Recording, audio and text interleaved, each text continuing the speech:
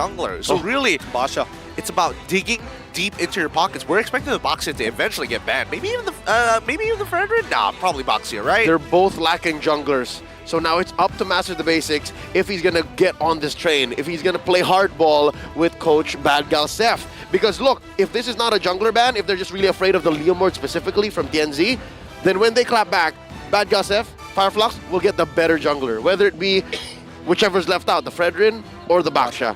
Because those are the only ones left. I think you got to leave them both open, right? I feel like at this point, Master Basics has to, like, because if he bans one, then yeah, you're right. He loses out both. Yeah. There's not a lot of good options here. And I mean, it's difficult to play an assassin from this position as well, right? Based on the first 3 picks, if you're thinking of the side Blacklist International, and Fredrin brand. He might know. He might know that this is the Baksha, and then willing to trade for it. Well, what else is out there? What other junglers does Sensui have? Are we missing something? Because there's the Martis already banned out. Yeah. Martis, Sakai, Fredrin. With the Basha picked up, not a whole lot of utility left overall. The Joy's been banned. Looking at the pool. I mean, personally for me, I would have expected the Boxia ban on to leave Fredrin and then play something like Hellcurrent, something that's not purple buff dependent, but at the same time, you could like kind of really disrupt your opponent, right? Fanny's out. Even you can go dig deep. Tier 3. I'd say Fredrin, Fanny, Akai already out. Martis and Baksha. Good second choices, but no, wait. Oh, they're going to give up? You can have the Baksha, they're saying. What is TNZ's plan? Yeah, what? Paquito. Okay. Paquito gets locked in. Blacklist International. TNZ goes like assassin here? Yeah, between them, it's TNZ who's more willing to go assassins. I mean, it's definitely a lot more possible for him.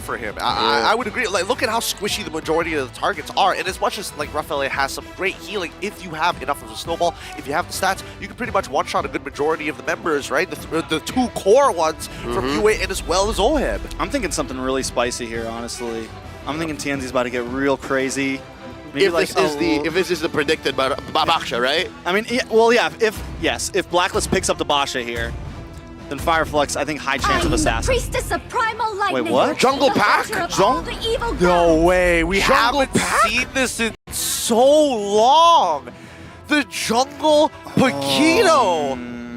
I mean, big level 4 spike, right? Probably one of the hardest hitters right at level 4, even level 3. Level 2? Yeah, level 11, yeah, you're right.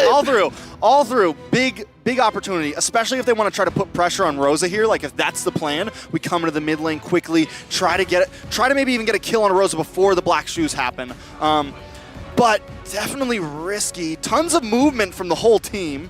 So a lot of opportunities to try to dodge the Minoan's Fury. Oh, yes. Yes! There it is. Yes. So is this first Hellcurt, right? Nope. There was a Hellcurt with See You Soon when they got their game against AP Bren. That's why it's a 0% win rate, 2% pick rate overall.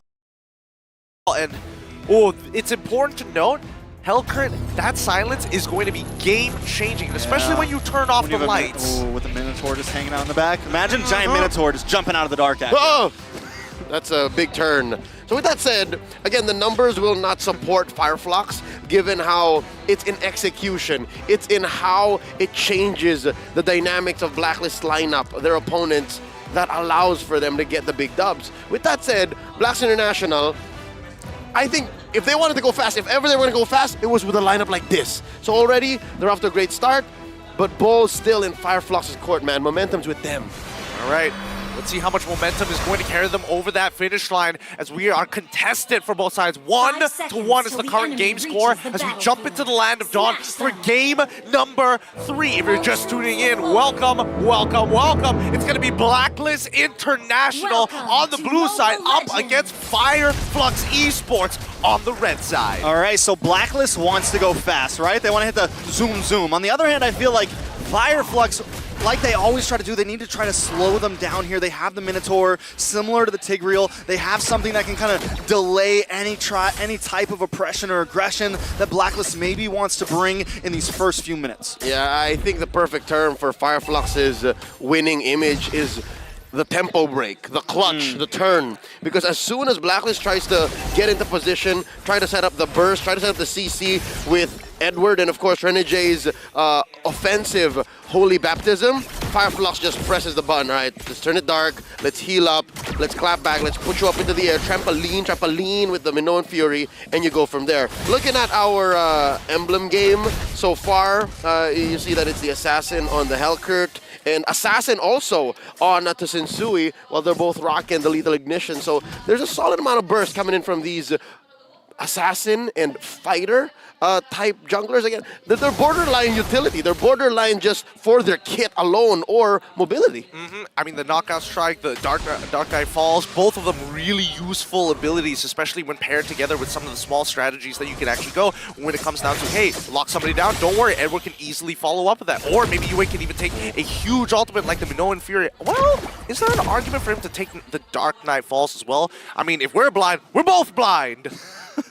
Imagine just both teams popping at the same time. Yeah, no, Lights out, baby. That just almost confirms a disengage, right? And if you're Blacklist and you need a disengage at that moment, it's good, but just the same, you want to go fast. Why would you do that? I mean, well, I would only assume when it comes down to these neutrals, right, and you're worried about Apex 47, and he just doesn't show face. Here we go. Speaking of the Dark Knight Falls, there it goes. TNZ trying to zone away Yue, but still Blacklist holds down on this turtle pit. We're going to see some rotations up from Alien here. Rosa waiting for a moment to maybe come in. TNZ going to clear this minion. I'm ready for that flicker, but Edward is ready for it too. Looks like Fireflux is going to back off on this one. All right. Double lane for Oheb, and of course a turtle for Sensui. It's a big win for Black. I mean, Fireflux conceded that. They didn't want to have anything to do with it. Apex 47 wasn't level 4, and Yue just stole his ult and can use it while the Minotaur could not. It's one of the few small situations where it's like, it's not bad, it's pretty good. Yep, and I think that is the jackpot. If you're looking at ults for Yue to steal, I'd say number 1 would still be Minoan Fury. Second would be the penalty zone. And then maybe Dark Knight Falls. As we continue to move on in this game, right, we're waiting for Blacklist International. Like, what's the game plan here, right? How exactly are they going to start developing a lead for maybe even Sensui? Oh, God. Speaking of game plans, Fireflux wants to try to maybe push it here, but Sensui is onto them. All hanging out in the tri-bush. Fireflux not scared at all. Yeah, no. For Blacklist, what you want to do is, again, go fast, farm up, clear, and then convert. If you can get a pick off, yes, because your lineup goes much, much faster in that direction. And it'll happen much better when Oheb is ready. Looking at the item game so far, he is up again against Sunshine 200 Gold. So that's where you see the fruits of his labor being a double lane farmer. And, oh, close call. Rosa cannot Black Shoes, by the way. Only did it because it was a clear call, but from there, what Fireflux wants to do is turn on these major objectives. Turn when they have the Minoan Fury. Turn when they have Dark Knight Falls. Ooh, a lot of damage. TNZ forced to use Dark Knight Falls just to try to get away. Rosa there to help. Let's take a look at this duo hero statistic. Lilia and Terizla, 55.8% rate. Good numbers. Very, very good numbers. Again, both of these heroes now becoming... I mean, I'm very happy that Terizla is as meta as it is now when it used to be absolutely untouched. But even for Lilia, right, there's some great arguments for her now to be even more effective compared to previously where everyone was like, it's Novaria or nothing. Yeah, no. Especially in the age of Faramis Valentina, that just... instantly, the fact that those two heroes are in your draft defines what your team fights look like. Lilia has become a breakout star, only, again, maybe second to Tigreal. As this game progresses, right, one of the few interactions that's good to see that Sensui is abusing is that knockout strike. Every single time he's using it against TNZ, yes, he gets silenced, but he's also creating space to force TNZ to make a decision. You either jump at me or you jump out. There is no in-between. There is no time to decide. I guess there is a third option. I jump you. There will come a point wherein even TNZ will not be ready, given that his kit is very committal. He can use his dash to disengage, but from then on, the rest of Fireflux have to respond. The rest of Fireflux have to be ready to protect TNZ because, again, the reason why Hellcurt is a very specific kind of hero is his disengage is almost abysmal. You need to use his ult to save him. Oh! Waiting for the rotation back. I like that. J with a defensive holy baptism there. Oheb able to get back to safety. I like the trap they laid there, but a little ill-executed. There you go. That's what I was talking about, right? The fact that you're going to have to use one of your big-ticket skills if, in case, the engage doesn't work out. Ooh, now they're going for Sunshine. Sunshine able to kite back, though. reapply some damage on Edward. Terrify doesn't land on Rosa. There goes Minoan's Fury. A lot of damage on Edward. Ow. Face full of torn apart memories, and Edward goes down. Sunshine picking up the kill, getting first blood. Oh, it's definitely one of those moments where I thought I was going to cast the curse it for sure, right? TNZ ends up whiffing the initial dash, so they didn't get enough of a silence for the follow-up to actually make it count. And the Holy Baptism comes out, and at that point, it's too late, right? He didn't bother using the Deadly Stingers. There's just no time to do so. If it was, you know, on a tight, since the window is so tight, it could have been killed, but here we go. TNZ looking for UA. Alien helps him out with a supportive penalty zone. Sensui wants to lock on Alien, though. Wait, no, gonna switch over to the mid side. Doesn't want to take too much damage. At this point, they're just covering all bases. Fireflux are overloading Blacklist senses. Again, when you're afraid of the dark and you don't know what's in a certain bush, and there's real damage getting packed into the cores of Fireflux this early on, under 7 minutes, then you are going to buckle. Blacklist now going to lose some presence here in this bottom lane, allowing for this next turtle to be as close to 50-50, the last turtle, and they even have time to help TNZ get space to get his orange, and then they fight, they engage. All right, now Fireflux for the first time wanting to fight for this turtle. All 5 members hanging out in the pit. Let's rumble. Blacklist wants to try to take it too. Edward holding the front side, looking for the knockup, but the penalty zone comes to the backside. Dark Knight falls. UA pops up an Owen's Fury of his own though, but Apex 47 is here to help. Sensui still able to secure the turtle. Sensui looking for more. Apex goes down. Edward able to find him a Sunshine. Unloading. Alien goes down right now. It's a 2-4-3. Fireflux loses the turtle, but takes 1 extra member. What a fight from both sides. Great target priority for the side of Blacklist International. And you could see that Sensui was so close to maybe achieving a triple kill there for himself, getting so deep in the sauce there. But you got to give it to Sunshine. His targets to stun, to stop combinations, perfect once he knew that Renegade was down, to not give him that extra bit of movement speed to close the distance afterwards. That's situational awareness. Even as a Brody who wants to get max stacks on as many opponents as possible and then pressing the button on the ult, it's so easy to actually get blinded by that fact. But the truth is, once Fireflux gets in a position and you actually time out Blacklist's window of opportunity to burst down the key sources for Fireflux's follow-through, then you're good. Again, that's the key here. Fireflux needs follow-through. That combo between the Dark Knight Falls and the Minoan Fury is so good, but if there's no follow-through, Blacklist will win, and that's why it was a trade. That could have been a clean 3 for none, 2 for none for either side, but that just shows they both know what each other's packing.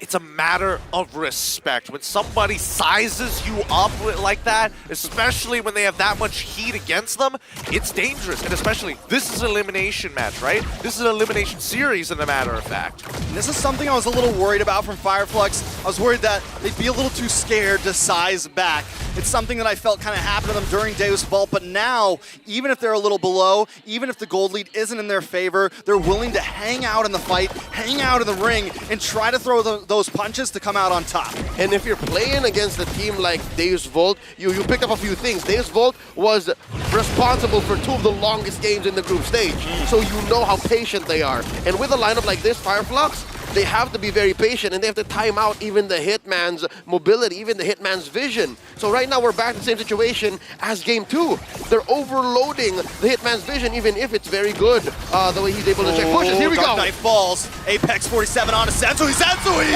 takes the Lord. What a steal. The Fireflux aren't done just yet. UA able to take down A47. TNZ finds Edward. Alien on the run. A final shot on a Rosa, and Sunshine goes down. Sensui wants more. UA still hungry. Is it a full team wipe? Rosa the last one standing. He's got to try to get out of here. Oheb doesn't want to let it happen. A couple more shots and down. Blacklist come out on top. What a wipeout here.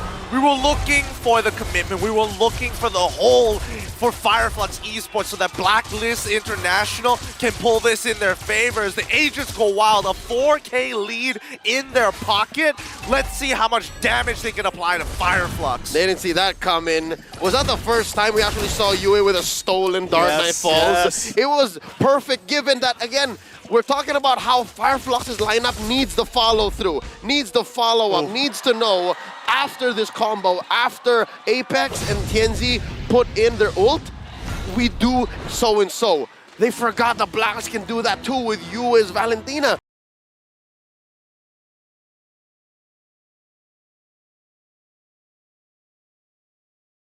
So now they said, Oheb, hold on to the blazing duet.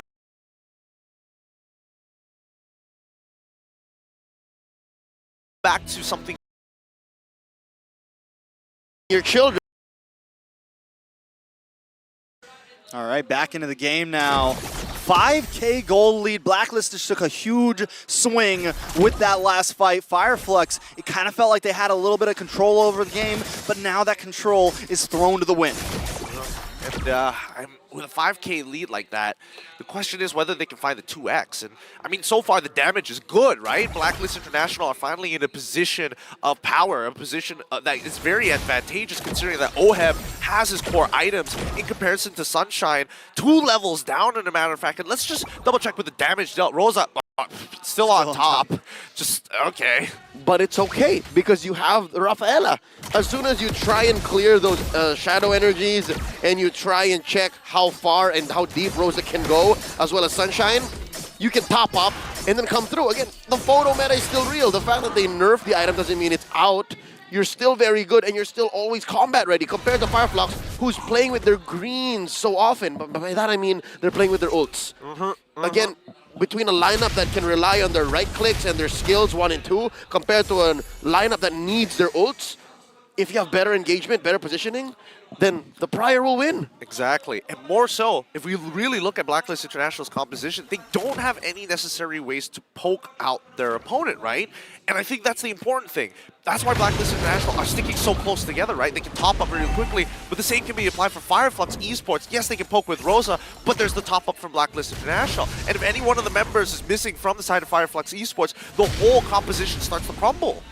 All right, here we go. Uh-oh. Edward is going to lock onto Tienzi there, do a little bit of damage with the stingers. Sensui going to hang out by this Lord right now. Alien also maybe going to have to go back up to that top lane to clear those minions. It's a little bit too much. Blacklist know it. They're going to try to take this. I think Fireflux's only opportunity. Try to pop a nice Dark Knight Falls. Try to get a Lord Steal. Try to get the hell out of there. Sensui knows it though, along with the rest of the team. Yue gets terrifying to Rosa. Rosa tries to re-engage. Wait a second, Minoan's Fury comes down. Dark Knight Fall drops. Tienzi goes in. He gets the steal. Try to run away, but you just can't today. Renny J goes down, but they've taken too long with him. Next could be Sunshine. Sunshine on the run, and that is it. Alien along with Rosa make it just Alien.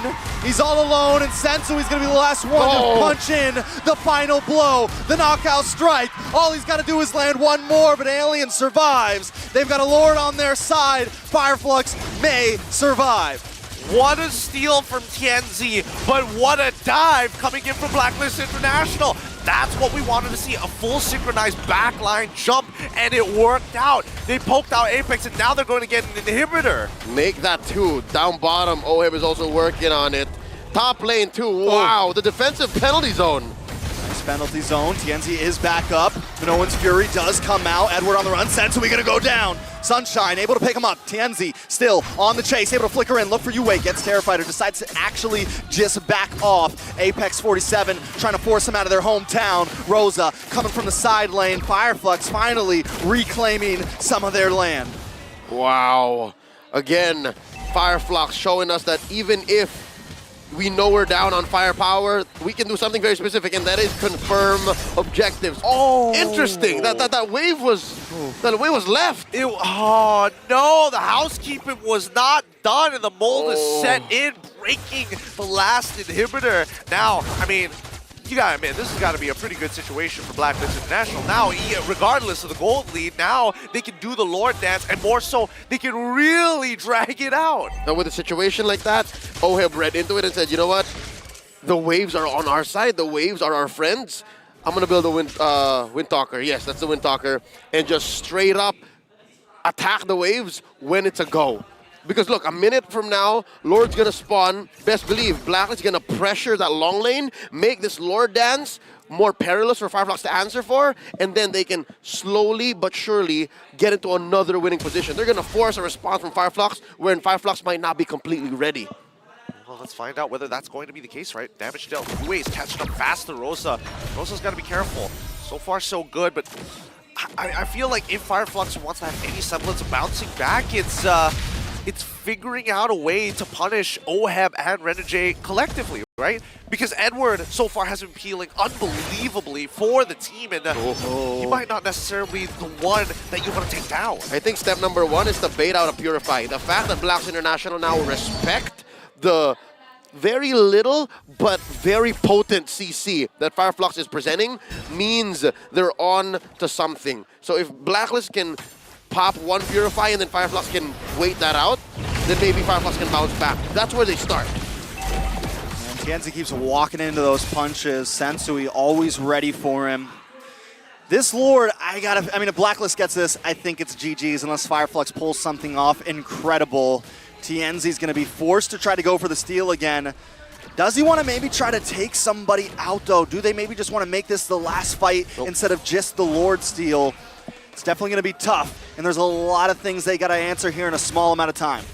Nope, that's a full-on reset. Sensui overextending that Lord dance, and we're back. Black is doing so well to clean up these bushes. Yeah, they can do this all day, and now they're going to blitz it down, right? This is going to be a no contest for the side. Oh, wait. Tienzi's maybe going to go for it here. No. Okay. Pull back, pull back, pull back. Yeah, I think it's fine, right? Because their high ground defense, as long as they got Rosa, is pretty okay overall. But Gideon, that's the only thing they have. That's the only real semblance of wave clear. So on a scale of nothing to this is great, they're closer to nothing. It's just Rosa. Let's see as they start walking up to the base. All right, Lord encroaching, Sensui taking the top side, nice knock up. Edward able to secure it on Alien. Alien pops Bentley zone, able to flicker away. Sunshine still chipping away at this Lord. Sensui looking for an angle. Alien getting brought low, knocked up. Apex 47 with Minoan's Fury, but Oheb tips him down quick. UA with Minoan's Fury of his own. It's a full team wipe. And now nothing but the base stands. Blacklist International able to take game number 3. Nicely done, pushing it to a 2-1 so far. Pretty hot stuff coming in from Blacklist International. This is Blacklist International's way of attacking and confirming a victory slowly and steadily. This is closer to shades of game 1, and I think they figured out how to quell Fireflux's aggression and just speed. This might be it, and the fact that they also respected the Leomord in the draft shows that Master of the Basics